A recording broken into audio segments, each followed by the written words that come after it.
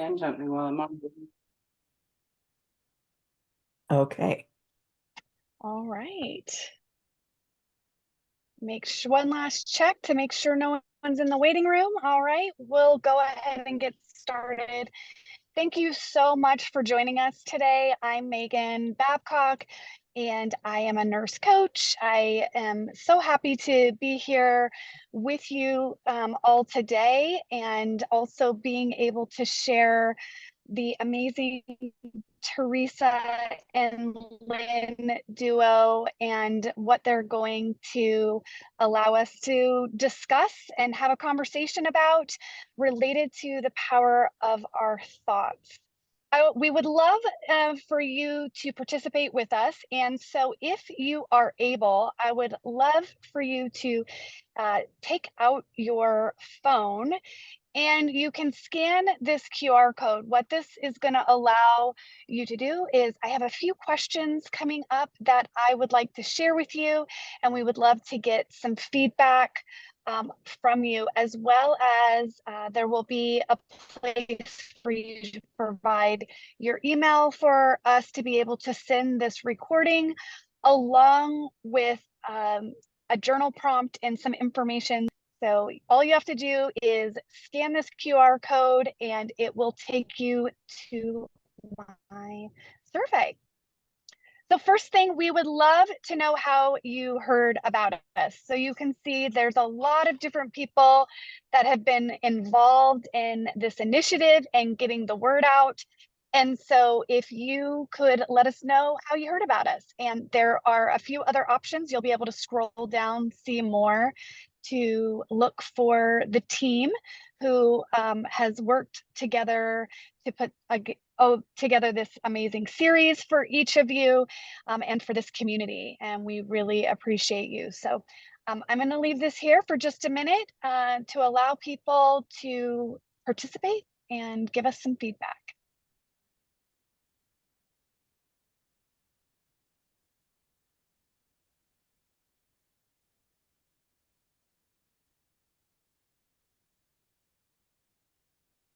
Feel free to let me know. Did anybody were you able to use the QR code? Any issues? You can take yourself off mute and just answer if.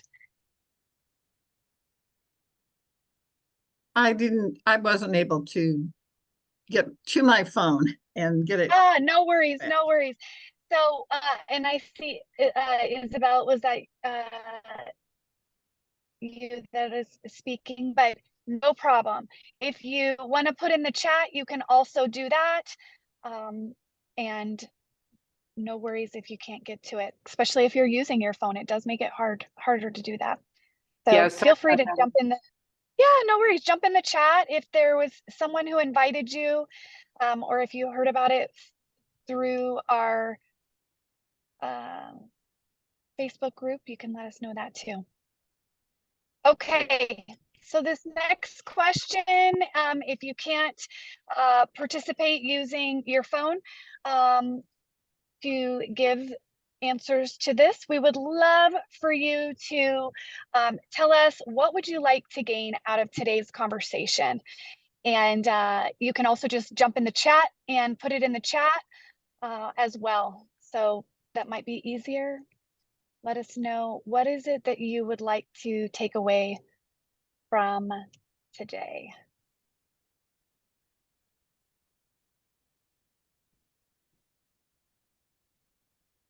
For those of you who just jumped in, thank you so much. We're just collecting a little bit of feedback from you guys. We'd love to know, how did you hear about us? And you can put it in the chat. You can use this QR code and scan if you want to do that. But you tell us, how did you hear about us? And what would you like to gain from this conversation today? We love participation. Awesome. I see a lot of great. All right. Well, we are going to jump in with our conversation today. And at the end, like I said, we're going to send this out to those who have requested it that couldn't attend, but also if you would like to get a copy of this as well as a resource to help you take action on what we talk about today, I'd love for you to just jump in the chat. You can put your email there and we will send that to you. Or if you'd like it through your Facebook, you can just give me your name and say Facebook DM, and I'll work on getting that out to everyone. So if you could jump in the chat, provide us how we can get this video to you, we would really appreciate it. And I did let everyone know that we are recording this, just so you're aware. If you do not want to have your video on because you don't want to be on that video, then feel free to turn it off. The main focus, though, will be the slides. Okay, here we go. We are going to jump into our first session of the Empowered Conversations and Contemplations. We have Lynn McCright here and Teresa Walding. They have been nurse coaches for a long time, working alongside of nurses, entrepreneurs. But really, this is something that's going to be valuable for anyone who's looking to understand the power of your thoughts and how they can help you move forward, how they can also keep you stuck. And so thank you so much, ladies, for volunteering your time and being here with us. I'm going to hand it over to you to take us from here. Oh my goodness. Thank you so much. We're so grateful to the American Holistic Nurse Entrepreneur Chapter. I just am thrilled that we have this opportunity to speak to you. Mary, I just remember when you volunteered as a chapter leader at one of the AHNA conferences, how surprised everyone was. And then you put it on Facebook as a group. It was absolutely leading edge in what you were doing, and how delightful to be with you here today. Teresa and I have been working in the area of nurse coaching for 8 years. And I want to just give a big shout out to the American Holistic Nurses Certification Corporation for actually offering the nurse coaching as a credentialing. Well, why is that front page news? It's front page news because nursing is the only profession that offers a board certification in coaching. No other profession offers a board certification. So we're way ahead of the curve in regard to this. And I think we have such a huge opportunity now to really redefine nursing and the way that nurses work. And we're doing that every day in our work, because essentially this is uncharted territory. So for us to be together today talking about how to take the next steps forward is really groundbreaking, because we're the new face of nursing and we're figuring it out day by day. So Teresa and I are very fortunate. Back in 2015, just before we started our chapter, we had a wonderful regional conference here in my hometown, Waco, Texas. And a gentleman who was our speaker happens to have been a mentor of mine over the past number of years. And it's his work really that we're bringing in regard to the way that we articulate things. And if we had a magic wand, I would just bop you on the head and you would have it immediately. But since all we have to work with are our own words, that's where we'll begin. And I just want to say that this has been the most joyous work of my career and the most fulfilling. By the way, it's the easiest. And it's the most simple because we're working directly with people. And when we're talking with people, there's no effort on our part. We're merely listening deeply to both our client and ourselves at the same time. So that actually is a very highly toned skill. But nurses are so good. We are so good as a group at listening. And this is just taking quite literally nursing, listening to the next level. Teresa? Thank you, Lynn. You know, when we was talking about how we met Dr. Blevins, who was our mentor, and this work in this conversation today about the power of thought, everyone knows they think. How many of you know that? Like, it's like, this is like a given, right? I had never heard it talked about as a power, a neutral power that doesn't actually come to form until we put our own opinions, our own learnings, our own thoughts about it on it. And therein lies the power of our thought. It's an ability that we have to experience life through our thought. And the day I learned that was at the conference that Lynn was talking about. And life back then looked really, really hard. Nursing was hard, home life was hard, but the hardest part was what was in here. And I didn't know it. I had no idea, because you're so immersed in what's going on in your world and it looks real, and you're just going about your life trying to solve your problems, doing the things that make sense to you. But the day I heard that maybe I had been thinking about it in a way that it didn't work, struck a chord in me that really rocked my world, to be honest, because I saw myself for the very first time as the thinker of my life. And all of the problems I had been experiencing, my health problems, my family problems, my work problems, simply disappeared. I thought, oh my goodness, I've been making this all up. I made up everything about my circumstances. And at the same time, I realized how much negative thinking was going on. In my most deepest effort of trying to solve my problems.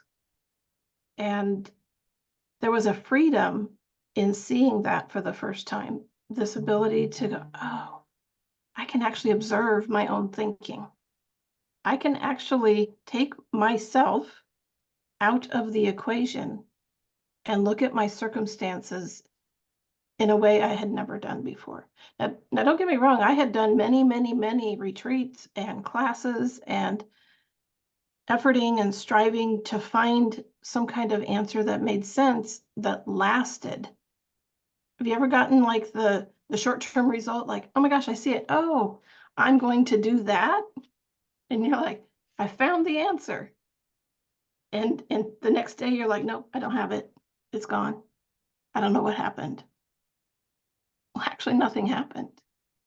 You actually started thinking again, trying to solve your problems from your own perspective and your own intellect. And that doesn't sound like a very big deal. It's a very big deal. Understanding that we have the power, this neutral power to think that doesn't care what we think. It lets us do whatever we want with our own thinking. We can feel positive in 1 minute. We can feel another way in another minute. We get to have whatever we choose. And that's the power of our thinking to really navigate life with. And knowing whether you're having helpful thinking or unhelpful thinking is a really big deal. So that's where I would like to start the conversation. Lynn, what would you like to add? Well, so we'll roll the reel back a bit here and just say that there have always, always, always been people on the planet who understood life at a slightly different level than most of the others. And this, we actually are saying absolutely nothing new. It's been spoken over and over again by teachers all throughout the, the history of mankind. And it's just that we have an opportunity now to say it in a much more common language because the time is at hand when it's imperative that the larger part of our population understand that we are the thinker. So there's nothing new here. It's always been this way.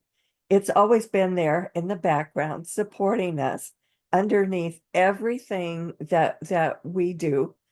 Think of it like gravity.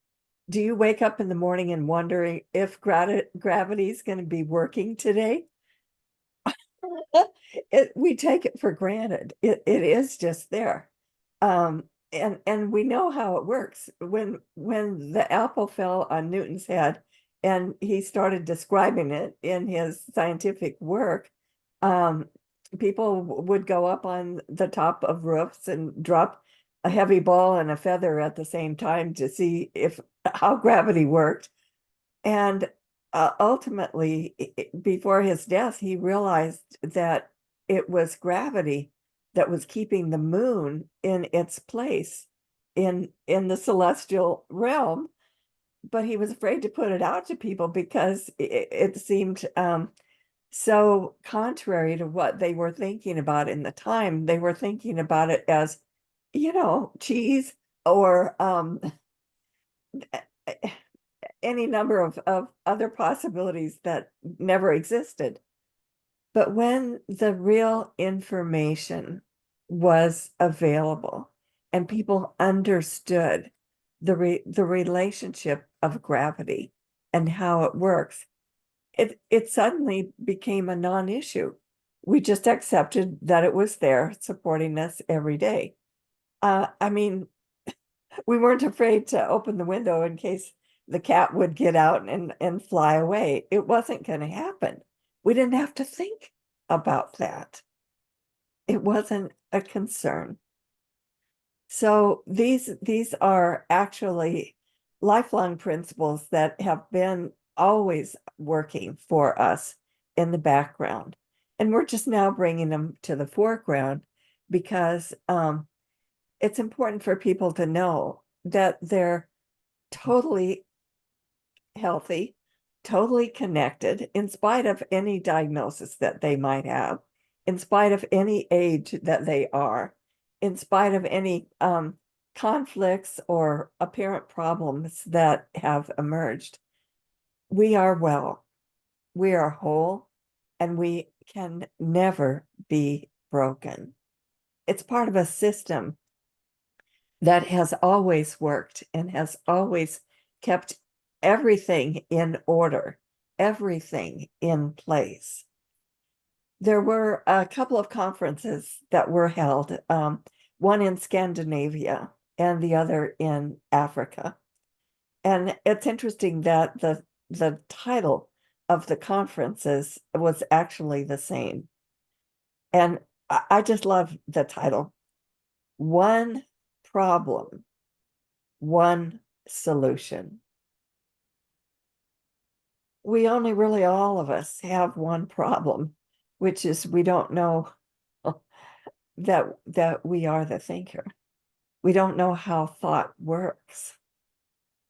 That's the only problem. It's astonishing to me to even be able to sit here and say this, but I've been working in this area for 40 years, so it's not new to me at all. Nevertheless, it still is. When I look out in the world today, we have one way to stop smoking, one way to prevent domestic abuse. We have one way to do anything that looks like an issue in our society. But it all just really boils down to one thing: knowing where our thoughts come from. Teresa? Like I said, it's in its simplicity. Truly, it's in the simplicity that we gain the insight into ourselves, into how we experience life and what it means to us. And, everyone here is an entrepreneur or nurse coach. And what's the one thing you struggle with the most? For me, it's that, yeah, me too. Every day. Like, I wake up with all these good intentions and I'm like, I'm going to do this and I'm going to do this. And then life happens. And here I am going off this way and I'm going off that way. And, stinking thinking. Yes, that is absolutely true, Mary. And doesn't it always catch you off guard? Like your best intentions, and you're like, no, this is what I want. And you find yourself doing something else. No, this is what I want. And you find you are still the thinker of both of those scenarios. And it doesn't look like it. In my family, we've been going through some pretty significant health challenges in my family. And it looks to me like that's taking my attention away from my business and from talking to people and doing things. And what I've realized this week, again, why do I have to keep learning this lesson again and again? I can't be on someone else's journey. I can only be on mine. And so focusing my attention back onto the dreams and desires that I have while I support my family has been really fun to watch myself work through that. That place where you can actually observe yourself doing the things you're doing. That's what we're talking about. That's your power of thought, to actually be aware about how you are living life and what you're bringing into your world. And to launch your success will always be this internal recognition of where you're coming from. What state of mind are you in? What state of being are you in? If you're in a low mood, is that the right time to make decisions? Not for me, even though sometimes I need to. Don't pick out your glasses at the optometrist shop when you're in a bad mood. Right, right. And the interesting thing about these health things that have come into my life, I feel more grounded now than I've ever felt before. When I thought my husband was going to die in January, I had a lot of thinking about that. I had a few extra thinking about that. And yet I had the presence of mind to go, you know what? You haven't gotten there yet. Nothing has actually happened, right? Yeah. And as it turns out, things are getting better. We're making new choices. And just yesterday, a new awareness of what's really important in my life. And those places are what launch you to your success. You use whatever is in your world to give you guidance, to give you direction, and to stop judging every single thing that comes your way. That's the one place that will get you, say, in a low mood, or those fleeting thoughts of like, what am I doing anyway? Why am I trying so hard? What am I doing here? Because your deeper why, as nurses, we can't help ourselves but take care of each other, to take care of other people. It's in our nature. And I think that's one of the places where there's really room for growth, big growth, as you begin to notice your own thinking and what you're saying to yourself. There's no problem to have a negative thought. There's no problem to have sad thinking, because you can't separate thought from feeling, and you're not going to stop yourself from doing it anyway. We're living it as a principle. What we were talking about earlier, this neutral power that thought is, it's always there for us to use for our creativity, for our life, for our own way to show up in the world. And because we're thinking, living human beings, and we have intellect, we get to use it. None of us would be here without a decision to be an entrepreneur, to be a coach, and to come here to help humanity as best we can. Teresa and I just had a wonderful opportunity to attend a statewide meeting at our state capitol with about 100 other nurses. And there were 3 large nursing organizations that were putting this meeting on. What they said to us was, in the final analysis, they were very surprised at how often the topic of self-care came up. Self-care, my goodness, that's what holistic nurses have been talking about for 43 years. And the conventional healthcare systems are just finding out about self-care. It's hilarious. I'm sorry. At any rate, we were more than overjoyed to hear that they understood that it is an issue now. So let me talk about self-care for just a minute, which is this. I realized not long ago, quite recently, that the most important part of self-care is dropping self-criticism. How do you do that? I wondered. And then I realized that it really is just a matter of not an effortful thing, not to bite my tongue when I hear my inner critic speaking to me, but just to continually accept and forgive. And that's something that we as nurses do every day. We have compassion for everyone else, everyone. Now it's time for us to explore that compassion, to expand our view on compassion, to include ourselves. Yes, that voice in the head will come up, but we can say, thank you. I'm on my way to my work. I'm on my way to meet someone. I can't be worried about that now. Let it go. And there's no effort in that, because we have now the opportunity to see every human being at their core, pure health, pure energy, pure potential.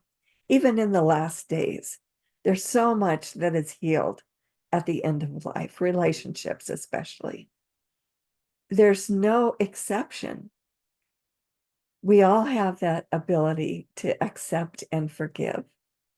And starting with ourselves is the most important part. It took me weeks to figure out this, just piece by piece, how to do that. And it's not that it won't come up, it'll continue to come up, but I can just treat it more lightly now. I can just laugh at myself and say, well, that's not going to get me anywhere, and it actually was keeping me from being on time to things. It was very awkward. So what we have now is something that it's a gift that our profession has given to the world. And it's time for us to give it back to ourselves. Teresa?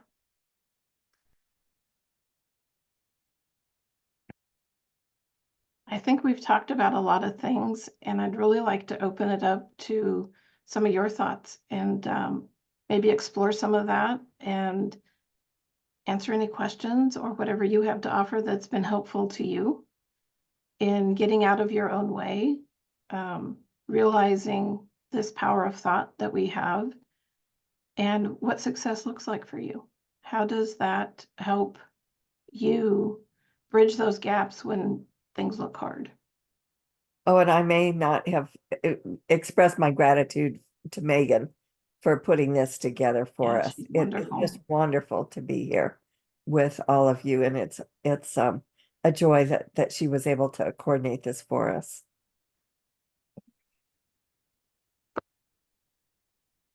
So Megan or Mary, if you want to help us with some of the questions, feel free if there was something that we missed in the chat, for example. There's a question here from Deeptha. Did I say that correctly? Deeptha?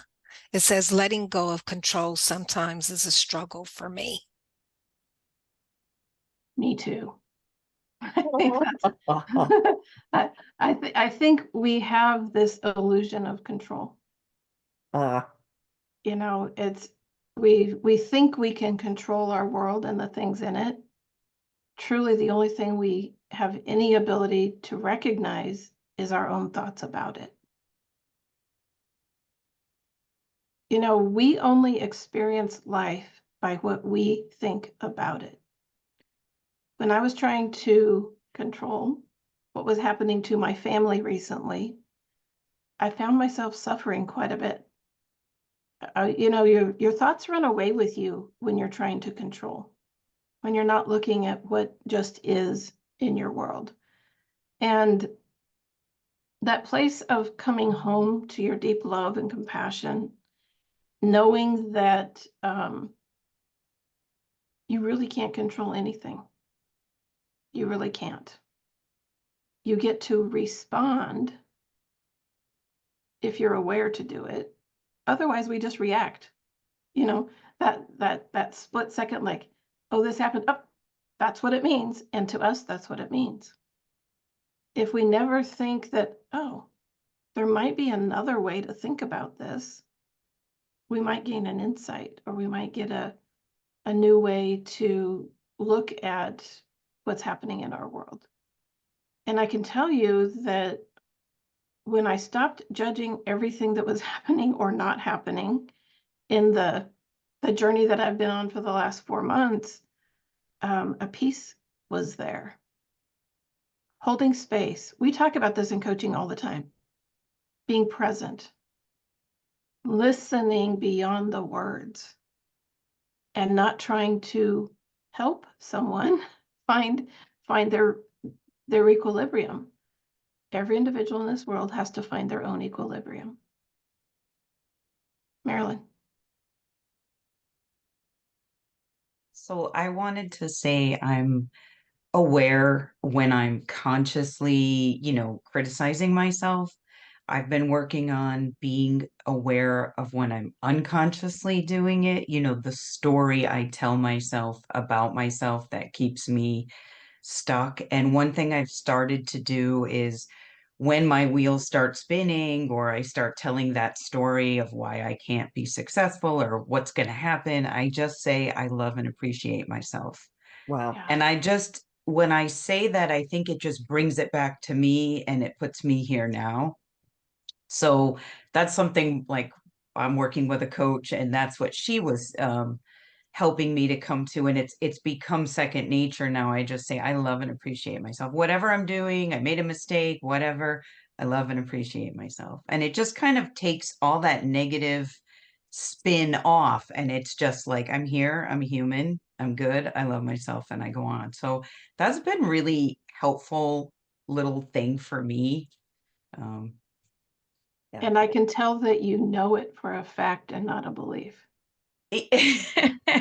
Yeah, I feel it. It took a little while to get used to that. It feels a little awkward sometimes, but now yeah, like I'm okay. Like this is not the end of the world. This is not, this does not define me, whatever situation. So it's Yeah. very comforting, actually.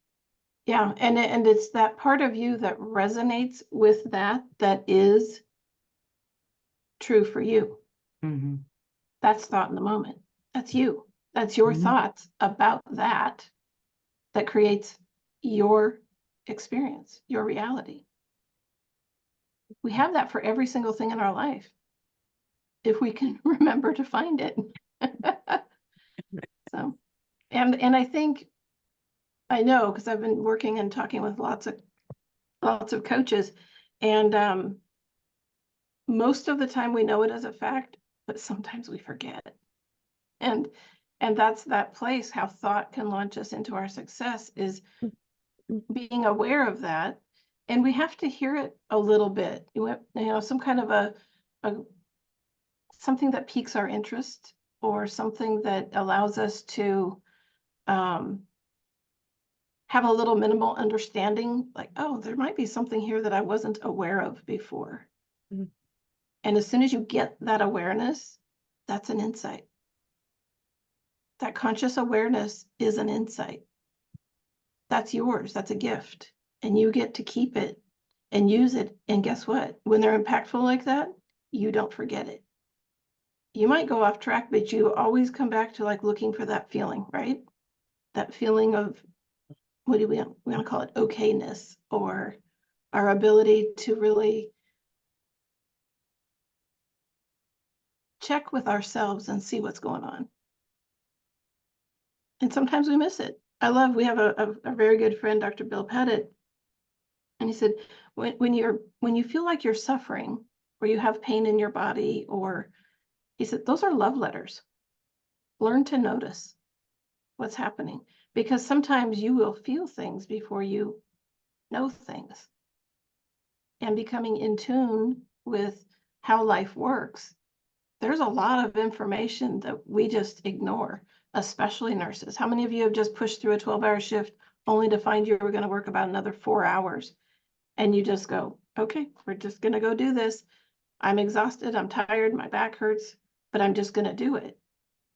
And that's sort of what's gotten us into some of our problems, is we ignored the love letters and weren't paying attention to our self-care. And some of us didn't even know to do it. Nurse coaches shine here. We're like, oh, hold on, stop, listen. It's time.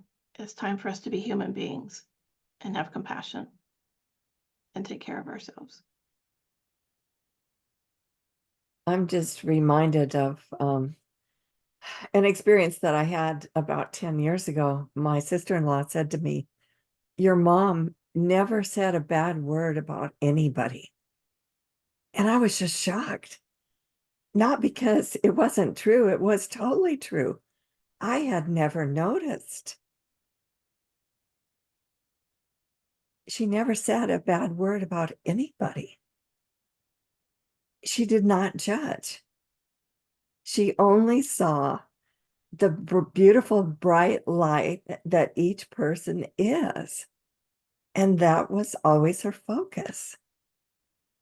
So she was a perfect example for me, but I didn't see it.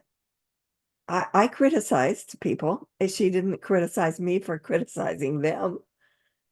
It was such a revelation to me when I heard those words. And I realized, wow, she wasn't even trying to bite her tongue or forgive people. She never saw anything wrong in the first place. And I know I was listening the other day to the radio, and they said that Count Basie was the same way. He only saw the good in people. So even the perfect examples can be missed. But I'm very, very grateful now to have noticed and to know that I don't have to judge. I don't have to judge them. I don't have to judge me. What a relief. It takes so much off my mind to be able to have the freedom, not even not to go there, but not even to notice, not even to see it that way in the first place. We really are bringing a new way of looking at life as nurse coaches, as the people who are bringing health back to our society. And it's just, well, again, a joy to be here now.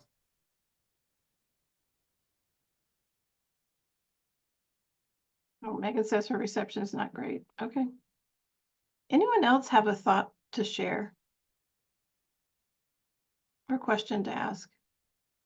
I think Megan has a question. Oh, I think she was just saying her internet's not good. How do you teach people to begin to take notice of thoughts? I think it's a conversation that happens in the moment. One of the ways we talk about it in our program is what we call the 3 principles. Some of you have probably heard of them. And those principles are called mind, consciousness, and thought. And there's a little formula that really is quite wonderful. Mind plus consciousness plus thought equals reality. And the first time I saw that was actually one of our friends put it up on a slide, and I was like, yes, that's it. You know, it's those 3 things together as neutral powers, as the substance of life, and I get to use those gifts to live life with. And while we're using words to talk about it, it's really hearing the deeper meaning, the deeper level of consciousness about that helps us to see it. Well, mind really is the energy of all things, Yeah. the source, God, any name that you want to give it, the source, where we all come from. And consciousness is our ability to be aware. So without consciousness, we wouldn't have an experience of life. We wouldn't have an experience of life without mind either. We wouldn't have an experience of life without thought. We have to have all 3. They can't be separated. We just separate them to talk about it. Here we are, back to using words again. That's all we have. Thought we can use. Mind and consciousness always are there in the background, supporting us in everything we do. But thought, that we can use as a rudder. We can navigate life through thought. And it is a universal power. It's the power of thought. And then we have our individual thinking, which is not separate from the power of thought. So the question is, do we have free will? Can we think what we want to? Most people would say yes. You know, it's a power that can be used to benefit humanity or not. And that's our choice. That's our choice. So we have the freedom now to know that something's got our back at all times. We're never separate from it. And that it's always been there. It's always working. And it is a system that has always worked in exactly the same way. We've been using it all our lives. That's why it feels so familiar to us. And yet we're just beginning to find the words to express in very common language how life works. We have a couple of questions. Marilyn was asking, can you tell me the self-affirmation words that you tell yourself again? And one of the words I use are, where do you think your experience is coming from? It's not necessarily an affirmation, but it's a direction to recognize, am I using helpful thinking or unhelpful thinking? Unhelpful thinking looks to me like a busy mind, like chasing rabbits, all kinds of shiny objects out there. That's going to be my answer. If I find myself doing that, I've learned to intuitively notice. But when I first started learning that, I didn't notice sometimes. And sometimes I would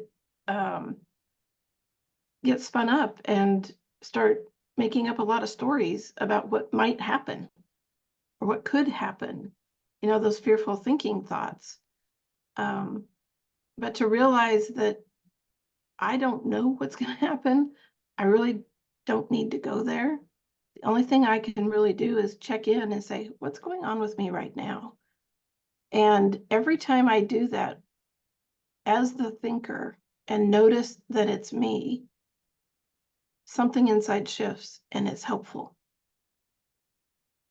And I think Dipsy says here, I think it's also important to be present in acknowledging our feelings at the moment.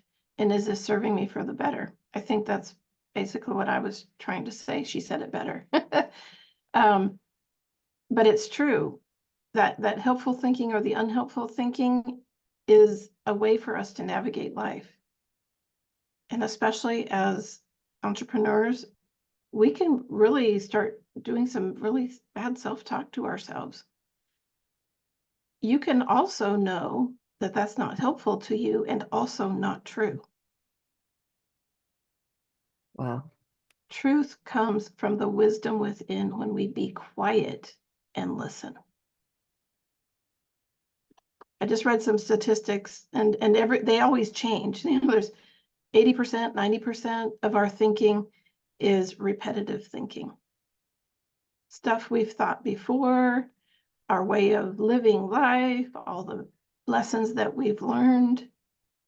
When we can quiet that voice, even for a microsecond, and hear something new, that thought is there to help us and is our access to wisdom, to God, to divine.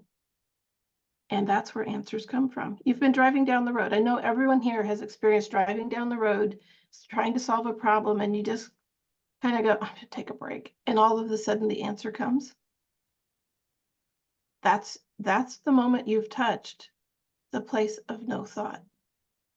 And the answer was there. And we get to do that when we can quiet our minds long enough to notice.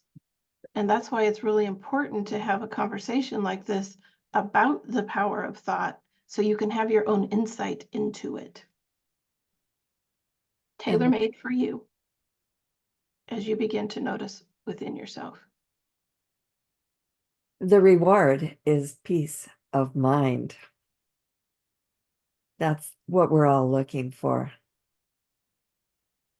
I know sometimes I've just been sitting in my office and I'll hear the clock ticking in the other room. And I realize that I have had nothing on my mind. I just hear the clock ticking. I just notice. I'm just aware. We don't have to think. Now, how can that be? It's because that open space, that peace, is where the answers come from. It could be out on the golf course. It could be stepping out of the shower. It could be going on a walk in the morning or evening or whenever. Pushing and shoving and trying and stressing does not produce the answer. The answer comes in the quiet moment when we're open to receiving. I love that. A wise woman once told me to never make a decision on a cloudy day, on your cloudy mind.